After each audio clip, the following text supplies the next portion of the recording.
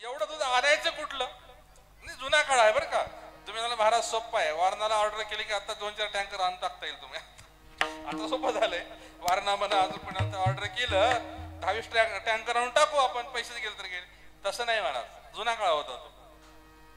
विहीर भर दूध आणायचं कसं?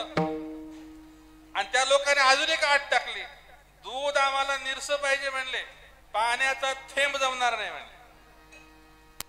पाण्याचा थेंब जमणार नाही, एकदम चांगलं दूध पाहिजे आणि विहीर भरून दूध पाहिजे म्हणले आम्हाला. घातली घेऊ कोड.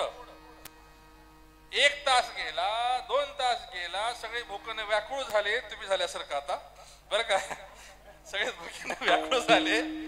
मग हे वार्ता जात जात जात जात मागच्या गाडीवर म्हातारं बसलं होतं ना तिथपर्यंत गेली.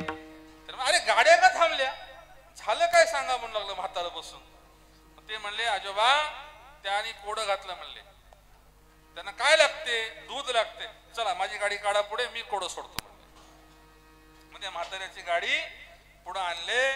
मग आले, शनार्थी झालं, काय नमस्कार झाला.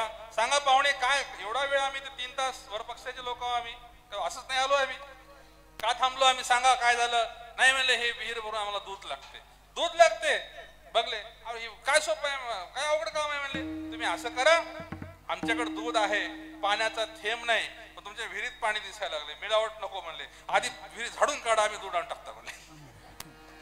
विहीर झाडून स्वच्छ करा, आम्ही दूध आणून टाकता म्हणले. तयार आहे आमच्याकडे दूध म्हणले. त्यांच्याने काही पाणी काढणं होईना, याच्याने काही दूध टाकणं होईना. शिवहार